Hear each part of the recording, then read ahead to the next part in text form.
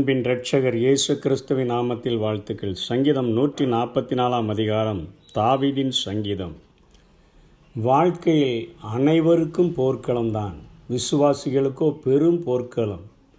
இந்த சங்கீத பகுதியிலே தாவீது சொல்லுகிற காரியங்கள், என் கைகளை போருக்கும் என் விரல்களை யுத்தத்திற்கும் படிப்பிக்கிற என் கண்மலையாகிய கர்த்தருக்கு ஸ்தோத்திரம்.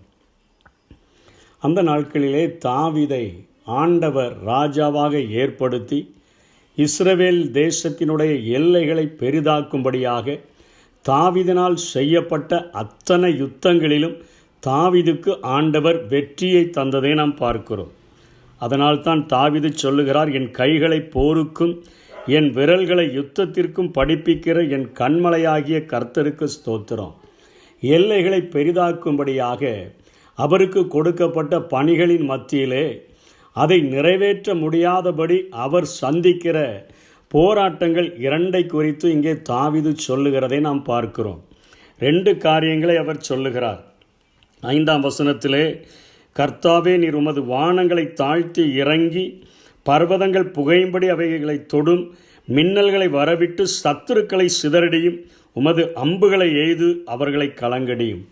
எல்லைகளை பெரிதாக்கும்படியாக நான் முயற்சிகளை ஏறெடுக்கும் பொழுது, யுத்தங்களை உம்முடைய சார்பிலே நான் நடத்தும் பொழுது, இந்த உலகத்திலே சத்துருக்கள் அந்த காரியங்களை செய்ய முடியாதபடி தடுக்கிறார்களே, நீர் வானத்திலிருந்து ஒரு யுத்தத்தை அவர்கள் மேல் தொடும் என்று சொல்லி இங்கே சங்கீதத்தினுடைய ஆசிரியராகிய தாவீது ஜெபிக்கிறதை பார்க்கிறோம். எதிரே தெரிகிற, கண்களுக்கு புலப்படுகிற சத்துருக்களை அழிக்கும்படியாக, எல்லைகளை பெரிதாக்குகிறதற்கு தடையாயிருக்கிற சத்துருக்களை அழிக்கத்தக்கதாக ஜெபிக்கிற அதே தாவீது 8ஆம் வசனத்தில், மாயையை பேசும் வாயும் கள்ளத்தனமான வலதுகையும் உடைய அந்நிய புத்திரரின் கைக்கு என்னை விலக்கி தப்புவியும்.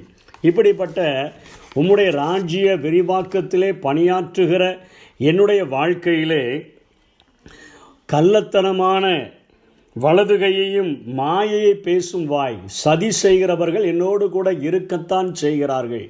சதியின் நிமித்தமாக என்னுடைய முயற்சிகளை முறியடிக்கும்படியாக அநேக காரியங்களை செய்து வருகிறார்களே, என்னுடைய கண்களுக்கு புலப்படாத, எனக்கு கீழாக வைக்கப்படுகிற அநேக தந்திரங்கள், என்னுடைய முதுகுக்கு பின்பாக செய்யப்படுகிற அநேக காரியங்கள், இவைகளினின்றும் விடுதலையாக்குகிறதற்கு நான் உம்மை நோக்கி ஜெபிக்கிறேன், என்னை விலக்கி தப்புவியும் என்று சொல்லி 8ஆம் வசனத்திலும் 11ஆம் வசனத்திலும் அதே ஜெபத்தை தாவீது ஏறெடுத்து விட்டுத்தான் ஆண்டவருடைய ராஜ்யத்திலே பணியாற்றுகிற என்னுடைய வாழ்க்கையில் என்னென்ன ஆசீர்வாதங்கள் எல்லாம் கிடைக்கிறது என்பதையும் அவர் சொல்லி கொடுக்கிறதை பார்க்கிறோம்.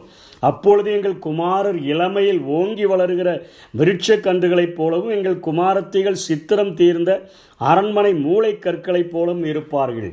என்னுடைய சந்ததியை நீர் ஆசீர்வதிக்கக்கூடியவர் என்று சொல்லுகிறார். என்னை மாத்திரமல்ல, உம்முடைய பணியை செய்கிற என்னுடைய சந்ததியையும், குமாரர்கள் இருந்தால் அவர்கள் ஓங்கி வளருகிற விருட்ச கன்றுகளைப் போலவும், குமாரத்திகள் இருந்தால் சித்திரம் தீர்ந்த அரண்மனை மூளை கற்களைப் போலவும் அவர்கள் இருப்பார்கள் என்று சொல்லுகிறார். எங்கள் களஞ்சியங்கள் சகலவித வஸ்துக்களையும் கொடுக்கத்தக்கதாக நிரம்பி இருக்கும். எங்கள் கிராமங்களில் எங்கள் ஆடுகள் 1000-10,000 பெருகும். எங்கள் கையின் பிரயாசங்களை நீர் ஆசீர்வதிக்கிற எங்கள் ஆண்டவர், நீர் தருகிற ஆசீர்வாதங்கள் முதல் தரமானவைகள். எருதுகள் பலத்தவைகளாயிருக்கும். சத்துருவினுடைய உட்புகுதலும் குடிபோகுதலும் இராது என்று சொன்னால், வேலி அடைத்து பாதுகாக்கிற ஒரு ஆண்டவராய் நீர் இருக்கிறபடியினால எங்களுடைய குடும்பங்களிலோ எங்களுடைய வீதிகளிலோ கூக்குரல் கேட்கப்படாது. இவ்விதமான சீரை எங்களுக்கு தந்து நீர் எங்களை ஆசீர்வதிக்கிறீர் ஆண்டவரே.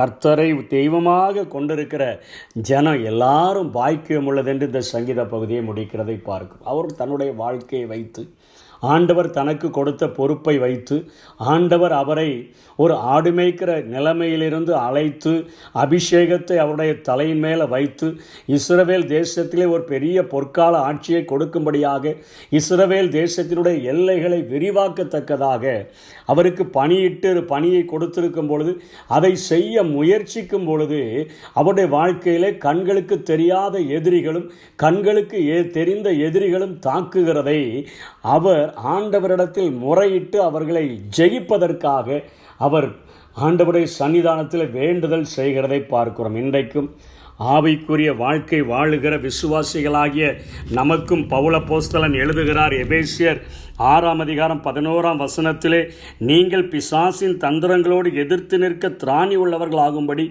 தேவனுடைய சர்வாயுத வர்க்கத்தையும் தரித்து கொள்ளுங்கள்.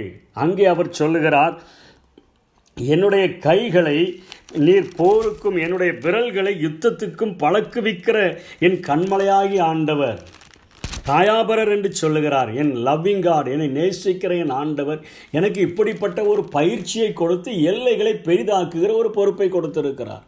இன்றைக்கு புதிய ஏற்பாட்டின் விசுவாசிகளாய் அழைக்கப்பட்டிருக்கிற நமக்கும் இதோ உலகத்தில் உபத்திரவங்கள் உண்டு, ஆனாலும் திடன் கொள்ளுங்கள், நான் உலகத்தை ஜெயித்தேன் என்று சொன்ன ஆண்டவர், நீங்கள் புறப்பட்டு போய் சகல ஜாதிகளையும் சீஷராக்கி என்னுடைய சுவிசேஷத்தினால் நிறைத்து என்னை பின்பற்றுகிற அந்த எல்லையை பெரிதாக்குங்கள். நரகத்திற்கு செல்லுகிற ஆத்துமாக்களை பரலோகத்துக்கு நேராக திருப்புகிற ஒரு மிகப்பெரிய பணியை, ஒரு ஆத்தும ஆதாய பணியை நீங்கள் செய்யுங்கள். அதற்கு உங்களுக்கு தேவை பிசாசின் தந்திரங்களோடு எதிர்த்து நிற்கத்தக்கதான சர்வாயுத வர்க்கத்தை தரித்து கொள்ளுங்கள் என்று சொல்லி இங்கே ஆண்டவர் நமக்கு ஆலோசனை கொடுக்கிறதை பார்க்கிறோம். நமக்கும் இன்றைக்கு சுவிசேஷம் சொல்ல போனால் ஆண்டவருடைய தேவனுடைய ராஜ்யத்தினுடைய விரிவாக்கத்திற்காக நாம் முயற்சிகளை எடுத்து பலவானுடைய கைகளில் இருக்கிற அந்த மக்களை பலவானை முந்தி கட்டி விடுதலை செய்ய நாம் புறப்படும் பொழுது கண்களுக்கு எதிர்ந்து தெரிகிற அநேக எதிரிகள் நம்மை தடுக்கிறார்கள், தாக்குகிறார்கள். ஆண்டவருடைய எல்லா வன்முறைக்கெல்லாம் போராடுகிறதை விட ஆண்டவருடைய சுவிசேஷத்தை அறிவிக்கும் பொழுது அத்தனையாய் நாம் தாக்கப்படுகிறோம், அத்தனையாய் எதிரிகள் எழும்புகிறார்கள், அத்தனையாய் சட்டங்கள் ஏற்றப்பட்டு அந்த முயற்சிகள் முறியடிக்கப்படுகிறதற்கு இந்த சத்துருவானவன் போராடுகிறதை பார்க்கிறோம். அதே போல ஒளியின் தூதனை வேஷத்தை தரித்தவனாக, கள்ள சகோதரர்களாக, கள்ள போதகர்களாக, கள்ள கிறிஸ்துகளாக சபையிலே எழும்பி பசுந்தோலை போர்த்து கொள்ளுகிற ஓநாய்களாக இன்றைக்கு கிறிஸ்தவ வட்டங்களுக்குள்ளே இருந்து கொண்டு அவர்கள் இந்த சுவிசேஷம் வளராதபடி, இந்த சுவிசேஷத்திற்கு கெட்ட பெயர்களை வருவிக்கத்தக்கதான சதி வேலைகளை செய்கிறதையும் வேதத்தில் பவுல் அப்போஸ்தலன் குறிப்பிடாமல் இல்லை. அநேகருடைய பெயர்களையும் சேர்த்தே சொல்லுகிறார். இமெனேயும் அலெக்சாந்தரும் அப்படிப்பட்டவர்கள் என்றெல்லாம் சொல்லுகிறார்.